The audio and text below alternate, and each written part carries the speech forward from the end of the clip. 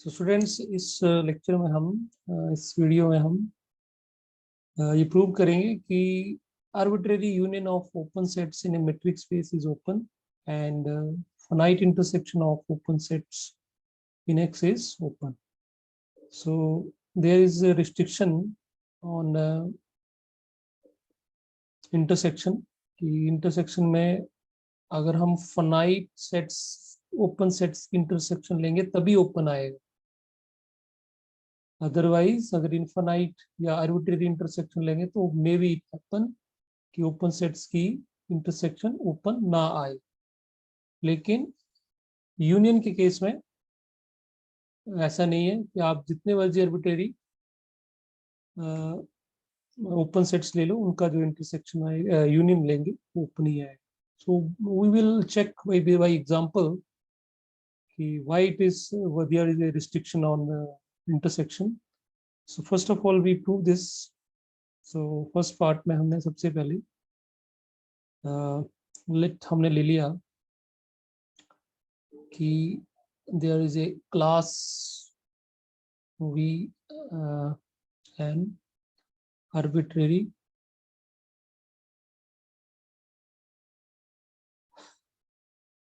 class of open sets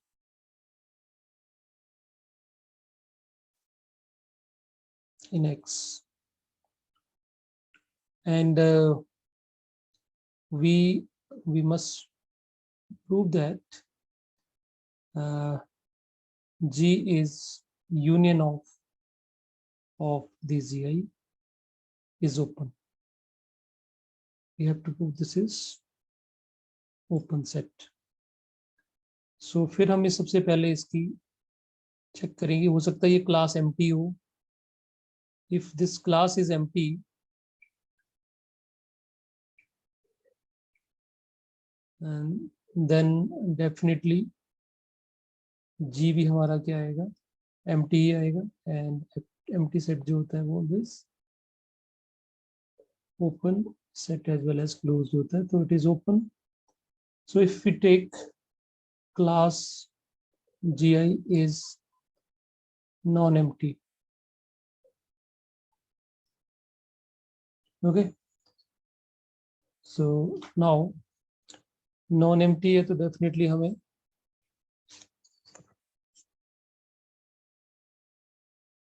यहाँ से ये पता चलेगा कि G भी आपका नॉन एम्प्टी आएगा, नॉट एम्प्टी आएगा।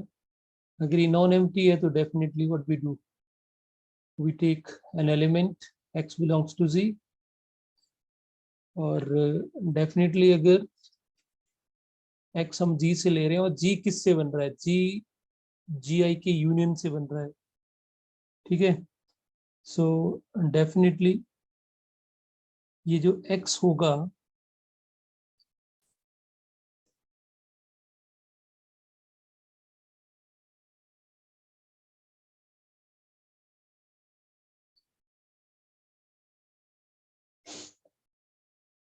ये जो x होगा वो हर Gi में आएगा, ठीक। Sorry, any one of the Gi को बिलोंग करेगा x। सो डेफिनेटली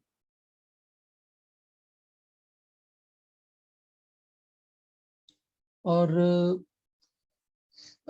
एक चीज हम ये भी बोल सकते हैं,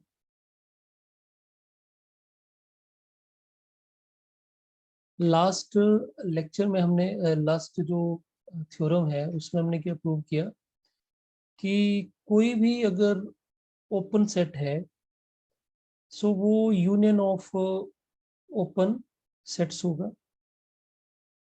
you can see what we have prove that G is open, then G is a union of open sphere, and open sphere and open set is same. So why doing this, वो simply अगर हम इस theorem को use करें तो हम ये यहाँ से डायरेक्ट रिजल्ट लिख सकते हैं by using this theorem C, what we can say कि ये जो G है जो each Gi से बन रहा है ना, Gi से बन रहा है, और ये each Gi जो ओपन सेट है, सो वी कैन से अब इस अगर थ्योरम यूज करनी तो भी इस पॉइंट को जस्ट ये रेपिटेशन ही होगा, जो पीछे वाला जो हमने थ्योरम करा जस्ट उसका रेपिटेशन ही होगा. So we avoid this. We just using the previous theorem. We can say since each GI is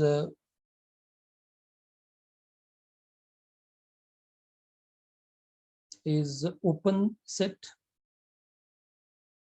and by theorem C, each GI is a union of open spheres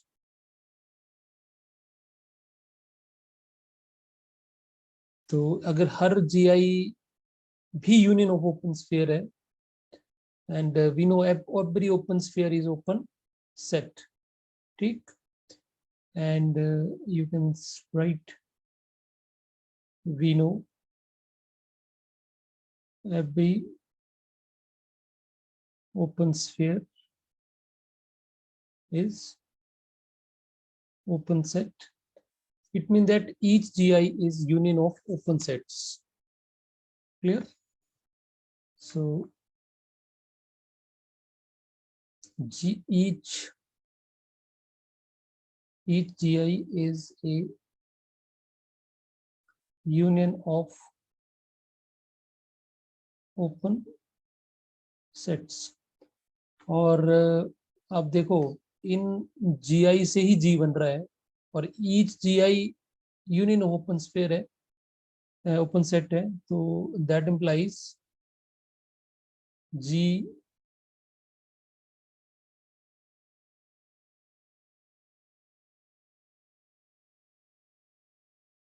G is the union of all open spheres which arise in this way. ये open sphere की जगह हम open set भी use कर सकते हैं.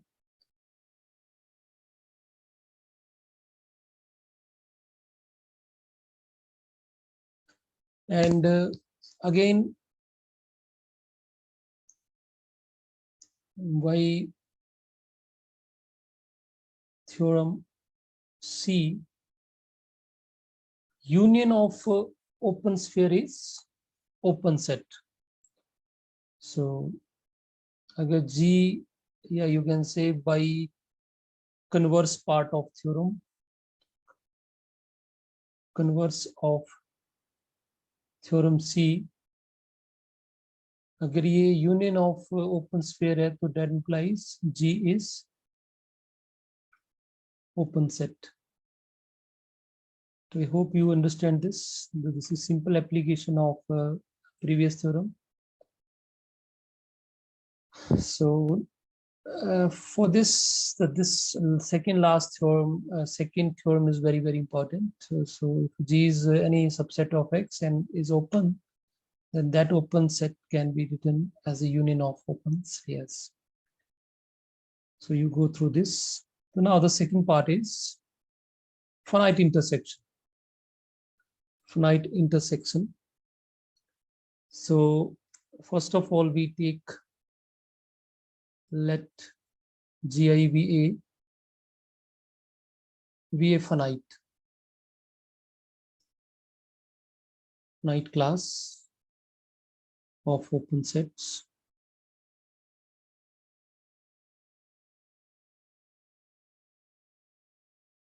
Okay, अगर finite लिख रहे, it means that there will be a definite number. इस क्लास में हो सकते हैं 10 एलिमेंट हो, 20 हो, 25 हो, but there will be number, तभी फिनाइटनेस की बात की जा सकती है. So we have to prove करना पड़ेगा. जी ही ले लेते हैं इसको. So G is nothing but is intersection of GIs. ठीक। और ये क्लास अगर फाइनाइट है तो डेफिनेटली इंटरसेक्शन भी फाइनाइट होगा, इज ओपन। ये हमें प्रूव करना है। सो फिर हम यहाँ केस ले लेंगे कि अगर ये क्लास ही खाली हो, if this class is empty, so definitely फिर इंटरसेक्शन भी क्या आएगी, एम्प्टी ही आएगी। और एम्प्टी जो होता है वो इज ओपन सेट होता है, तो G is open if this class of gi is non-empty, non-empty होगा, then definitely intersection भी क्या आएगी, non-empty होगा।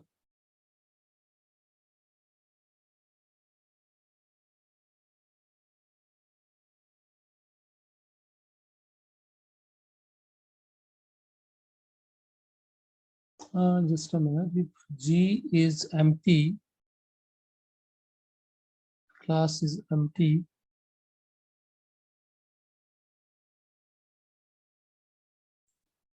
infinite class in X,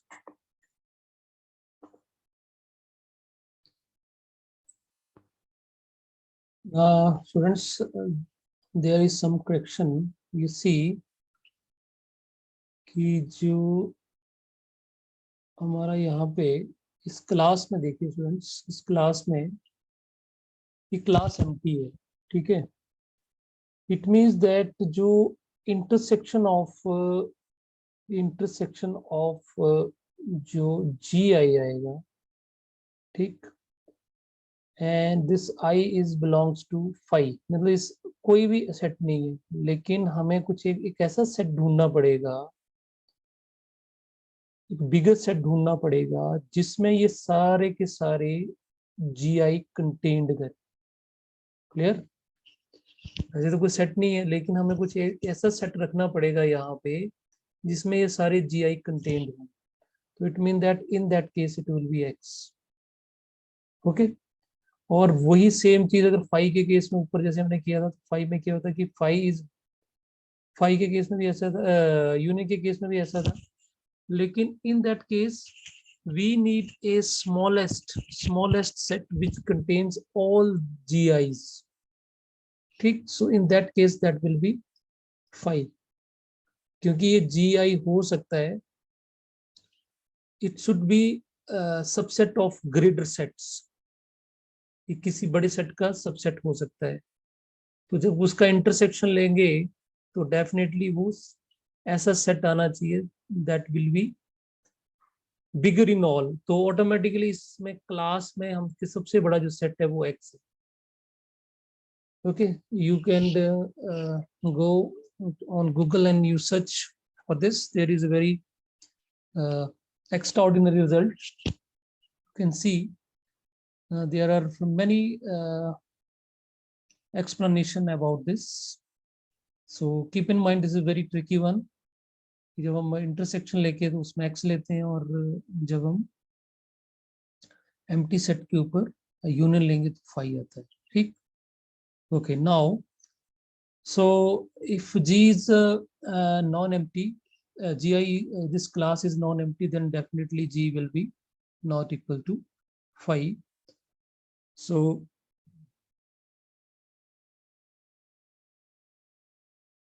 मैं यहाँ पे ले लेता हूँ कि ये जो Gi है, these are n element in this class, so this is finite, so that's why I'm taking n for some positive integer n. And if this G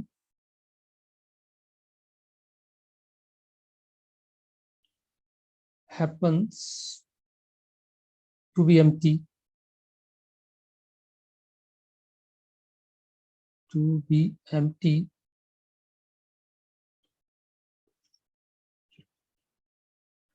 what this mean, G empty कब होगा, it mean that G1 G2 G to Gn में कोई भी common element नहीं होगा, ठीक है। तो अगर ऐसा होगा तो डेफिनेटली फिर दैट इज G इज क्योंकि जी इंटरसेक्शन है तो इंटरसेक्शन में क्या होगा फिर, इंटरसेक्शन में क्या होना चाहिए, कॉमन होना चाहिए। तो हो सकता है कि कोई भी कॉमन एलिमेंट ना हो, जी इंटरसेक्शन ऑफ दिस, तो 5 then it is open set. ठीक। और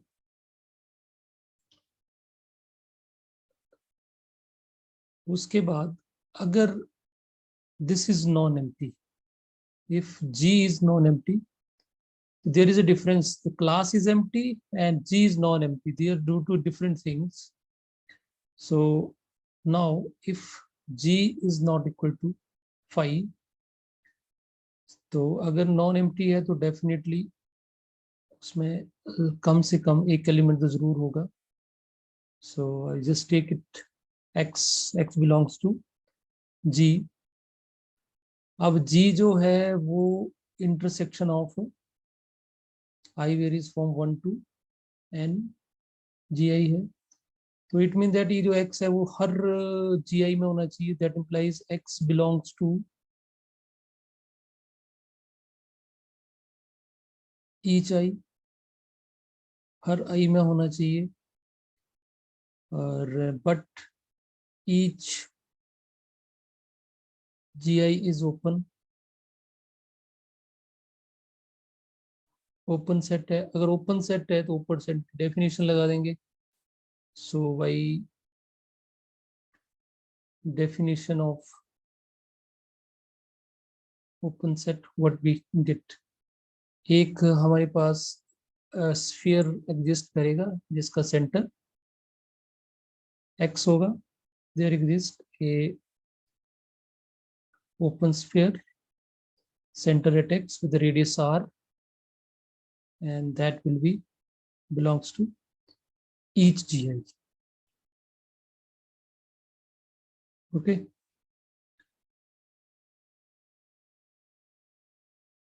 और यहाँ पे हम i है, यहाँ पे देखो सब्सक्रिप्ट i है, तो यहाँ पे भी हम ri लगा लेते हैं। ठीक।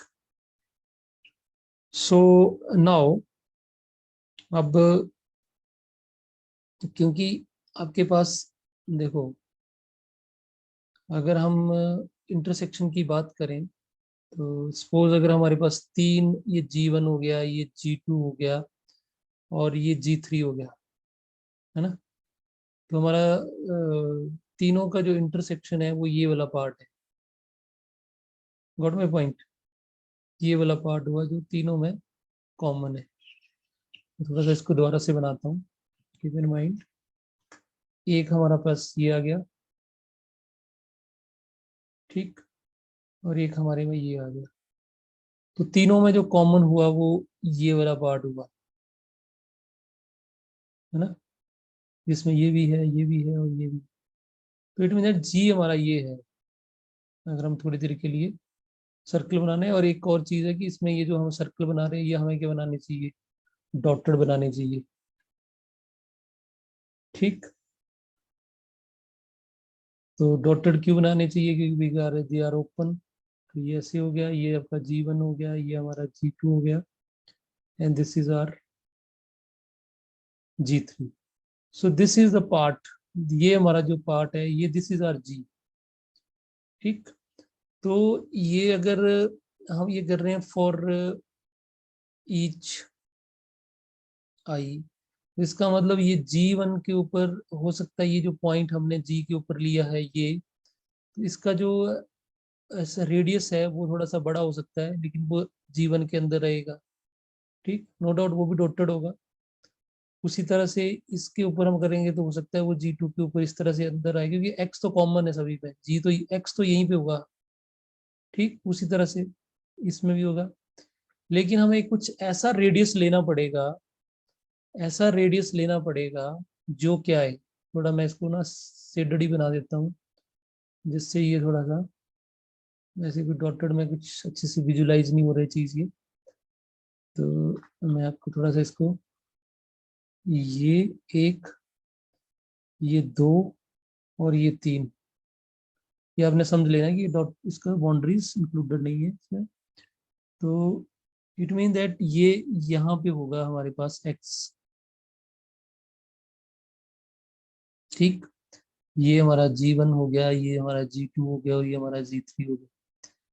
तो जब x हमारा यहाँ पे है तो डेफिनेटली फिर हमें, यहाँ पे हमारा x है, x के ऊपर जब हम सेंटर बना रहे हैं तो हो सकता है कि वो सेंटर आपका इस तरह से चला जाए इसके अंदर। जी, ये G2 के अंदर है, ये G1 के अंदर है ना, और ये हमारा G3 के अंदर है।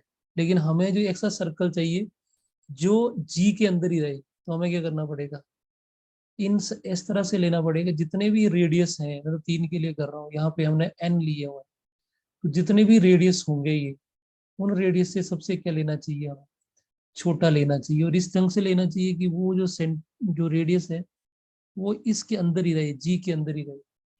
आई hope you understand now what I want to से।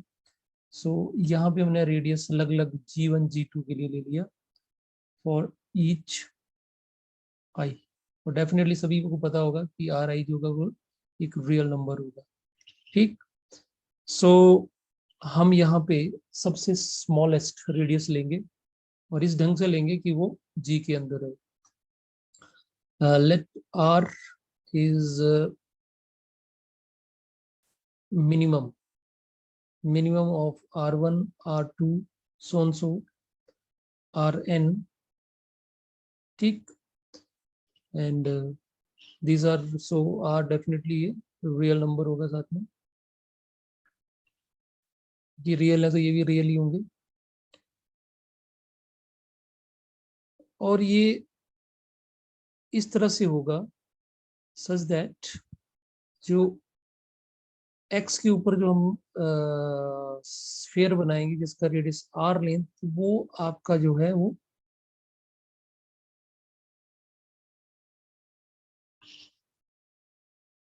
पहले हर GI के अंदर है, यहाँ पे ऐसे लिख सकते हैं इसको कि वो इसके भी अंदर है और दूसरे सर्कल के अंदर भी रहे और तीसरा जो अपना ओपन स्पेयर बनाया उसके अंदर भी रहे, ठीक। फॉर ईच आई। और डेफिनेटली इट मीन दैट ये इसके अंदर है, सो वी कैन से कि ये जो ओपन स्पेयर है जिसका सेंटर x है और रेडियस r है, that will B subset of each GI। वो हर GI के अंदर होगा बिकॉज ऑफ दिस, ये GI के अंदर है, ये इसके अंदर है, तो by combining these two we get this one for each I. Clear. So अगर ये हर GI के अंदर है तो डेफिनेटली इंटरसेक्शन में तो आएगा आएगा। तो SR is subset of intersection of all GIs, I will from 1 to n, and this is including Z. So what we have do, we have proved that we have X in G, there exists a open sphere which is subset of G. So what this mean? It mean that G is open set. So I think you got this. Another question is that ki why is why there is a restriction for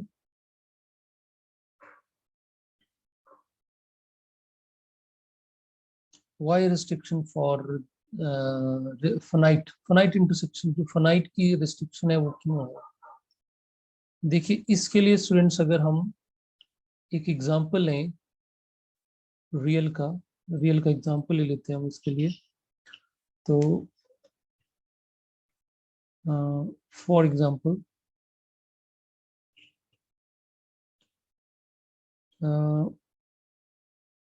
हमने intervals ले लिए और you know जो और why we doing this?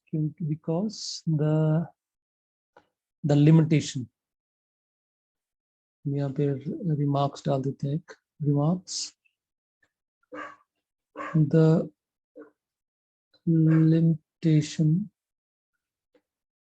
limitation or to finite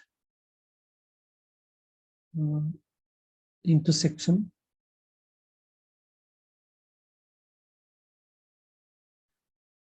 is essential. Okay, why it is essential? देखो, हम open interval ले लेते हैं, जैसे देखो एक रियल में -1 to 1 ओपन इंटरवल एक हो गया, ये यू कैन से G1 हो गया, ये हमारा G2 आ गया, और ये हमारे पास G3 आ गया, एंड सो ऑन सो। ठीक, अगर इनकी हम इंटरसेक्शन लें, ठीक है, इट मीन दैट ये अगर इसको हम आर्बिट्रेरी लिखना हो तो यहाँ पे आएगा 1/n and 1/n like this. अगर हम इनकी इंटरसेक्शन लें और इंटरसेक्शन हम इन्फिनाइट कर दें, अप टू इन्फिनिटी कर दें, तो it mean that -1 to n and 1/n it will be 0। एक ही पॉइंट आएगा, जब एंड इन्फिनिटी को टेंड करेगा तो इंटरवल के दोनों एंड पॉइंट्स जो होंगे वो सेम हो जाएंगे, तो वी गेट ओनली 1.0, और ये सिंगल पॉइंट है, और सिंगल पॉइंट जो होता है वो ऑलवेज क्लोज्ड होता है। ठीक, सो दिस इज क्लोज्ड सेट, वो हम बात करेंगे, but is not open. So that's why finite intersection is very very important. I hope you understand this, क्योंकि जैसे जैसे हम इसको बढ़ाते जाएंगे ना, अगर n इन्फिनिटी को टेंड करेगा तो हमारे पास कुछ ऐसे बनेगा 0, -0, तो -0 is nothing, is 0 means 0, 0, so it means that ये इंटरवल नहीं हुआ, फिर तो ये सिंगल पॉइंट हुआ, और सिंगल पॉइंट जो होता है वो ओपन नहीं होता है, क्लोज होता है। ठीक, so that's why this restriction on